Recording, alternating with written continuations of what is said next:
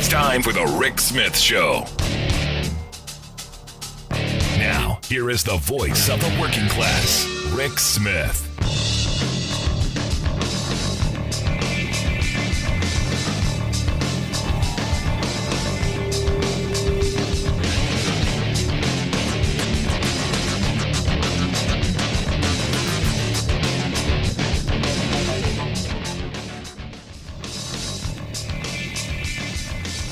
And welcome, brothers, sisters, working class heroes. This is the Rick Smith Show.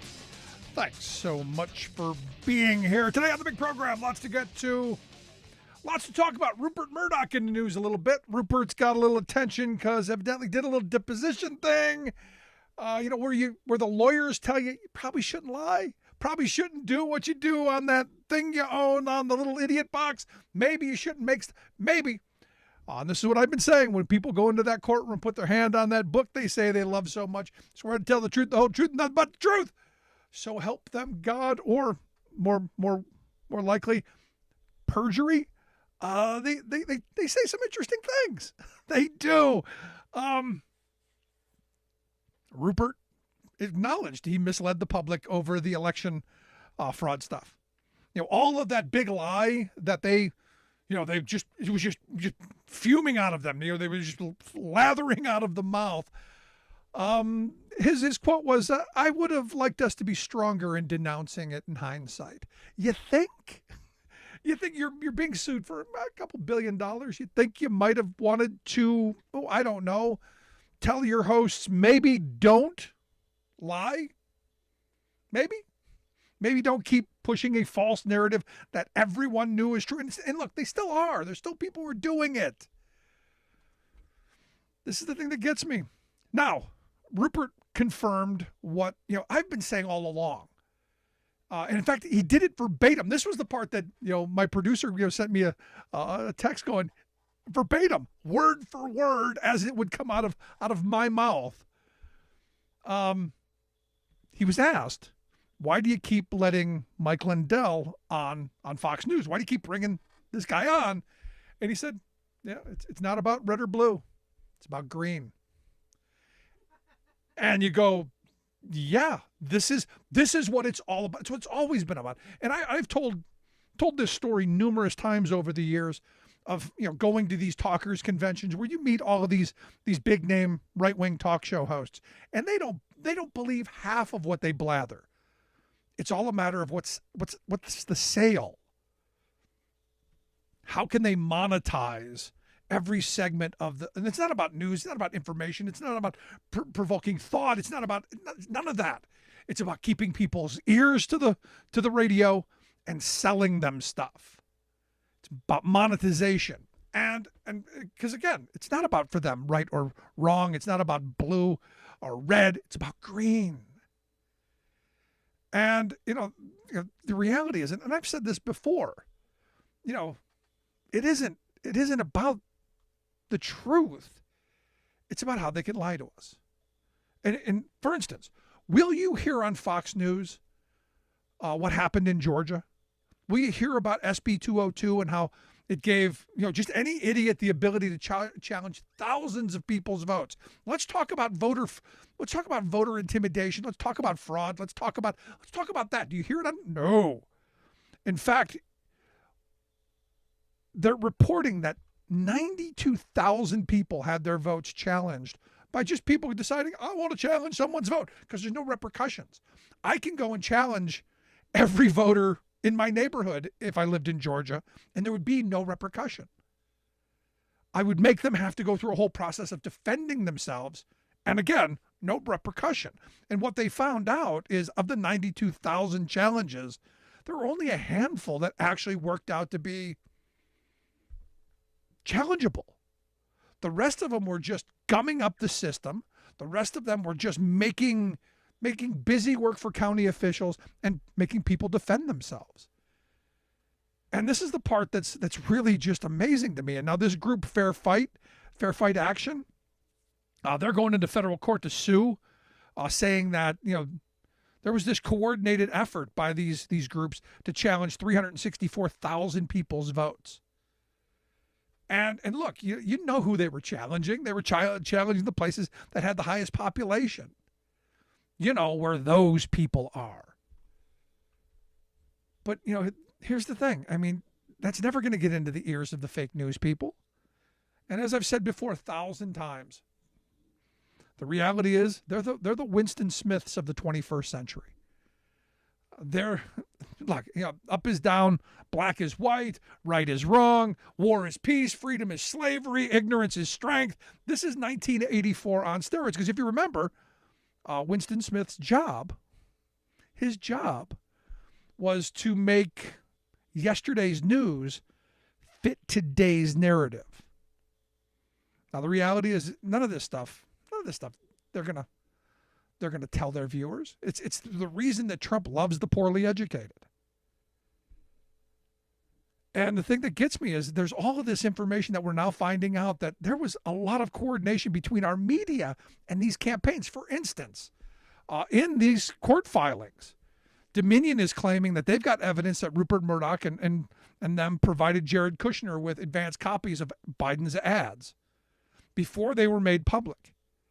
And you go, well, what's the big deal? It's to me not, but it just shows that whose side they're on. They're not on the side of fair and balanced. They're on the side of the green, and the right wing pays, and pays a lot. And again, this is all stuff we've always known. Nothing here, nothing to see. Move along, because the people who need to see it, never going to see it. Because why? Well, they're watching the F channel. And look, and even if they do, there's this cognitive dissonance. There's this, no, they're never going to believe it. And as I said, this is the Winston Smith of the 21st century. And if you don't know who Winston Smith was, he was a character in the book 1984. His job was to go back and destroy yesterday's news and rewrite yesterday's news to fit today. That's what his gig was. And this is what the F channel and their minions do. For instance, last week, I joked. This is what I was kidding. Understand, I was kidding. But if you know how the F channel works, if you know how the right wing works, it's all about fear and smear and all about keeping people afraid. I joked that MS-13 was going to be coming back, didn't I? You all heard me. Yep, MS-13 will be back any day now. Well, Fox News ran a story last week, 2 days ago. Behind bars, thousands of criminals, including notorious MS-13 gang members, start filling mega prison in El Salvador. We had to go to El Salvador to get a story about MS-13, but it was back. It was back. And here's the thing. Lauren Boebert, Republican mouthpiece,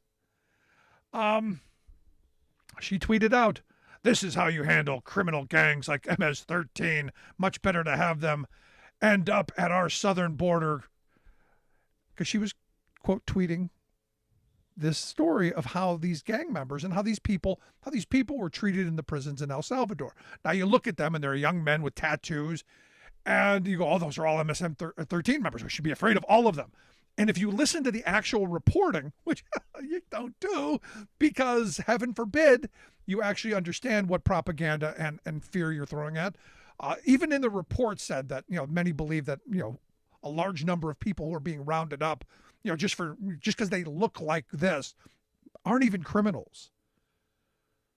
So I threw out this tweet going, this is the fantasy world that conservatives want. They want to be able to just round up whomever they don't agree with, whomever they don't like, throw them into prisons and treat them poorly.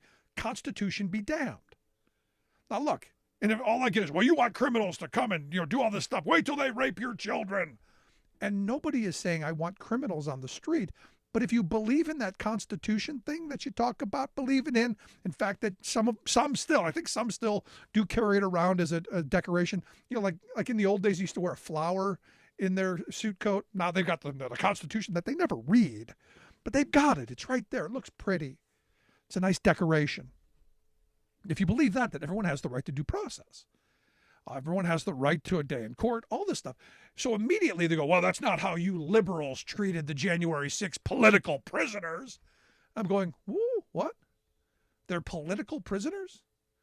They broke the law. they were charged with actual laws. They've had their initial day in court. They had the charges read to them. They got representation.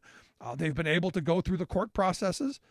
The fact that it's taking a long time is, hey, welcome to the U.S. justice system, that the wheels of justice grind slowly. And you signed away, in many cases, your right to that quote-unquote speedy trial, which could be who knows how long, again, considering how long these things take. And then going to jail, those jails that you said were supposed to be much tougher, you realize that they're not Club Med. Oh, whiny white people. Quite amazing. But it comes back to this, being, the stuff that people are force-fed daily over there at the outrage channels. Cable news, right-wing talk radio, it's all about the outrage. And, a perfect example of this delusional kind of thinking and reporting, look at the train derailment. Perfect example. You had the anti-Republican, anti-regulation, anti-government Republicans, screaming, "Where's our government?" What? You spent decades deregulating and taking the ability to do anything away, and yet complaining. Now, here's the thing.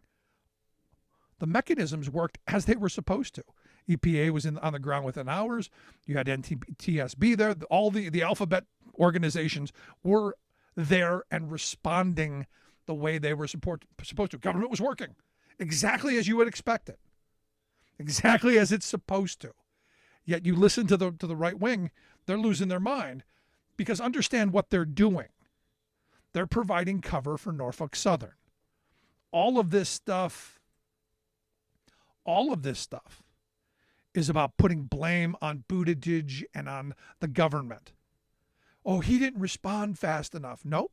All the organizations that were supposed to be on the ground were on the ground. Did exactly what they were supposed to do. Now, the fact that the governor dropped the ball a number of times and didn't ask for help when he should have immediately, that's never brought up. Because again, that's their team. Now, I admit, I think Biden dropped the ball, message-wise, the political PR part. But as far as getting people what they need, how they need it, and all that, sorry, it's how this works. It's how, for my 10thers, for the people who tell me how much they love the Constitution and that 10th Amendment thing, this is a states' rights issue. The states should be taking this and running with it. And if they need help, they request it. That's how this works. I know it's difficult. But you had Lauren Boebert, who tweeted out today that House Republicans will be launching a probe into Buttigieg's non-response to the train derailment in East Palestine. This other dereliction of duty cannot be normalized. People are suffering. And I'm going, wait a second. All of a sudden, now Republicans care about these communities? All of a sudden, Republicans now care about individuals? And, oh my gosh, they care about workers? And the F channel, too? Oh, my goodness. Can you believe it? And the answer is, here again, it's all about projection. It's all about deflection. You don't hear him talking about Norfolk Southern. You don't hear him talking about the railroad's decisions not to listen to the warning signs. You don't hear him talking about deregulation of the braking systems. You don't hear them talking about slashing the workforce and all of the things that have happened over the last couple of decades because of this regulation fetish that the Republicans seem to have. We need to cut. If you remember during the Trump years, he used to brag. He was going to cut 22 regulations for every new one. You don't hear that. You hear the deflection. You hear it's all government bad. But understand, the government did exactly what it was supposed to do. It operated the way it was intended. Now, again, I go back to, I think Buttigieg and Biden dropped the ball. If it were me, I would have had an army of people lined up at the Pennsylvania border ready to go in. I'd have taken pictures of it. I'd have had, all of the optics, the displays. We would have had patriotic music. There would have been all this stuff because evidently that's what we want. We want the show more than the results. At least that's what it appears. Love to hear your thoughts. Email me, rick@thericksmithshow.com. Gonna take a quick break. Right back after this. Stick around. You're listening to The Rick Smith Show. We're working people. Time to talk.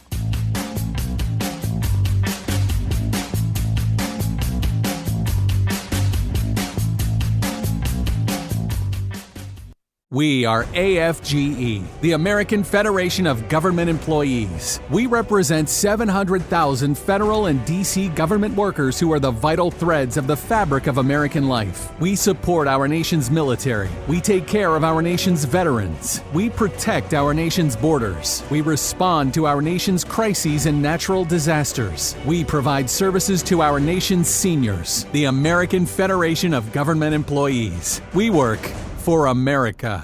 The old factory towns in America's heartland have been taking a beating. Thing is, though, there's a light at the end of the tunnel. The new CHIPS bill that got passed will bring jobs back home and has already resulted in big announcements of major new factories opening. The American Recovery Package has allowed cities and counties to hire new police officers and firefighters and start rebuilding their communities again. We're finally turning things around after 40 years of screwing over working people. But will we keep moving in the right direction? That's our choice.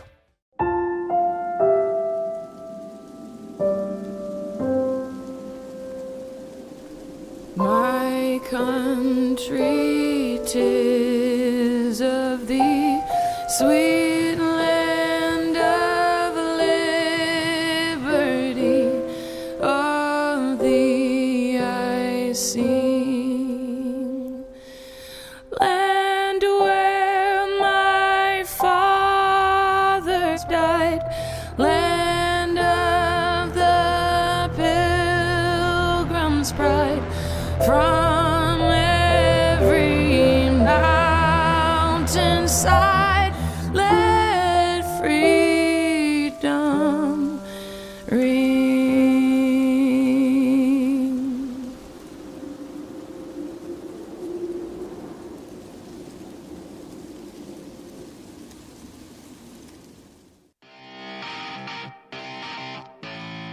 Welcome back to the Rick Smith Show. Now, here is Rick Smith. So over the weekend, I had, you ever fallen down one of these rabbit holes and you think about something from the past?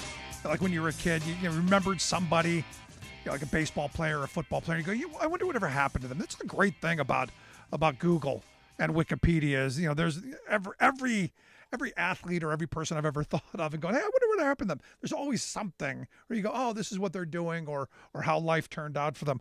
And I was reading about the 1980 U.S. hockey team, the Miracle on Ice, and I remember it like it was yesterday because it was in the heart of that period where I was playing hockey, and it was part of my passion at the time, and I remember being able to stay up late and watch the games because again, time change. They were on late in the evenings, and I remember those guys, Ruzioni and Craig and Johnson and all those guys. And as I was going through the list, I said, let me take a look and see where some of those guys are. And I came across Mike Wells, who I do remember playing in the Olympics. A guy who drafted by the Canadiens in 1977, played in the NHL for a couple of years in the early 80s. But as I'm reading about his life after hockey, here's a guy who went and was a manager of a restaurant, ended up blowing out his back moving crates as the manager of a restaurant, unloading a truck. He fractured a vertebrae, and when they did surgery, they found out he had this rare degenerative spinal disease, and it was all downhill from there. And you go, Mike, that's horrible. Here's a guy who, was at the pinnacle of notoriety, a hero, if you will, to some. And I found the part where it said that he had to sell his gold medal because he couldn't get health care. He had to, in order to get the care he needed, he had to sell his freaking gold medal. And the part that really just infuriated me is he sold it for $40,000. And the guy who bought it went and auctioned it off for like over $310,000. I mean, he didn't even get what it was worth because he was desperate and needed the money when he needed it. And it was one of these things where, I read his statement. He said, it killed me to sell the medal, killed me. But my life was crumbling. I was going to lose my home. I needed to sell it to have surgery and to live. I had no choice. And that just, it was one of those things that just stopped me because this is a guy who was really, he was a national hero. The receptions. I remember the parades and all the the glory that was bestowed. Now and I couldn't help then thinking about all of the nobodies, all the people like me, all of my friends, all of the people who, what if that happened to them? There's no medal to sell. There's no notoriety to try and fundraise off of.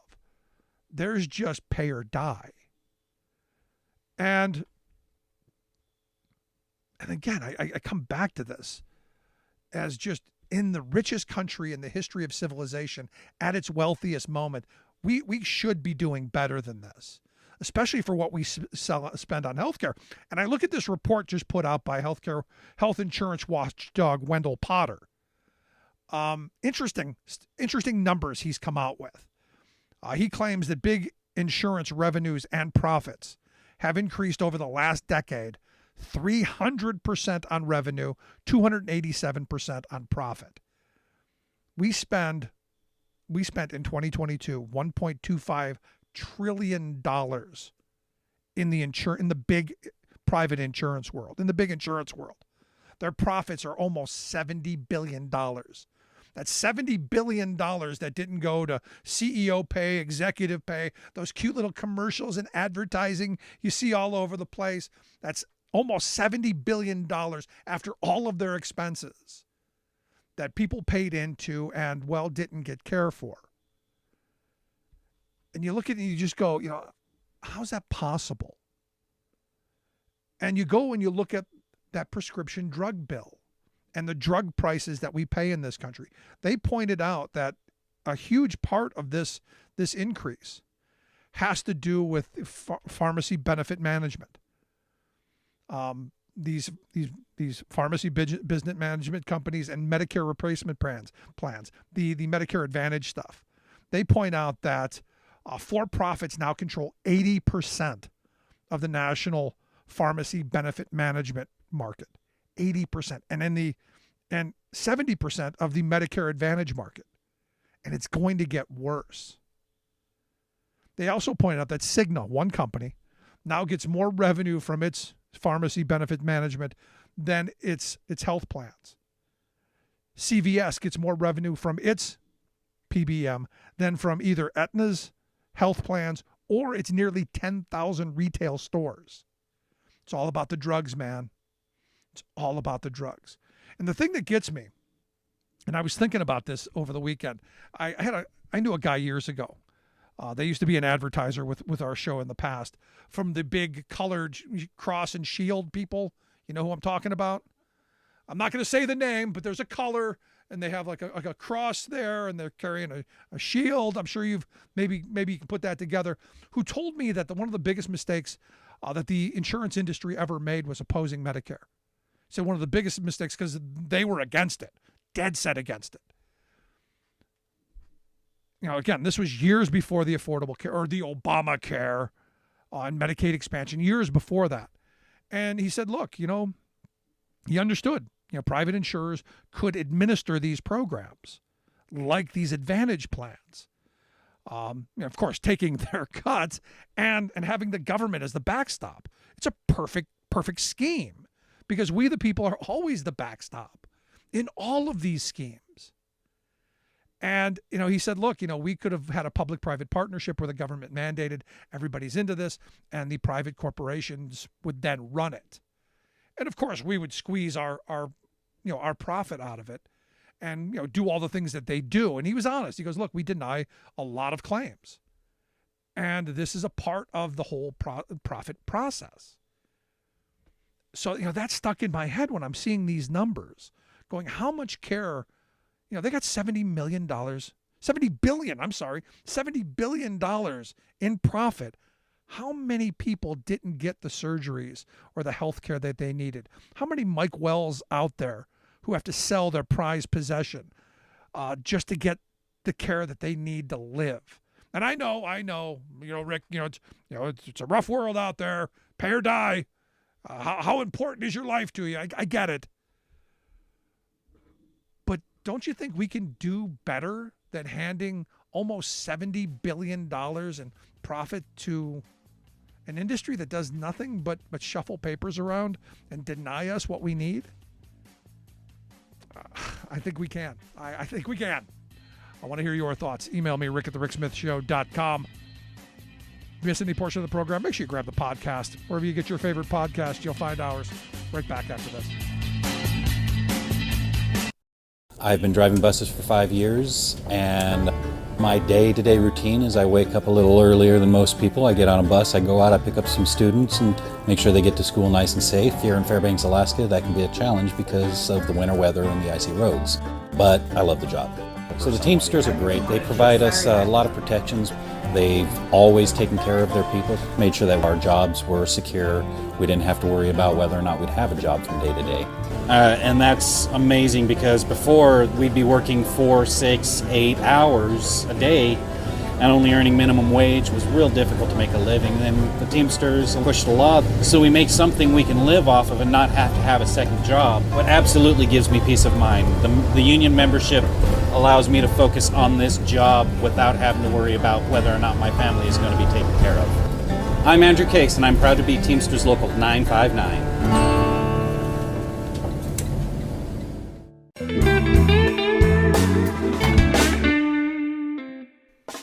Before we close the program, we want to take a moment to thank our viewers and to share a little bit about why we do what we do. At The Rick Smith Show, we believe that media today is almost entirely controlled by corporate greed. So we have now 24-hour news channels. But instead of 24 hours of news, what we get is 1 hour repeated 24 times, and with tons of commercials creating obscene amounts of profits. Information once presented as a public service has now become a private commodity. So when lies make money, lies are what we get.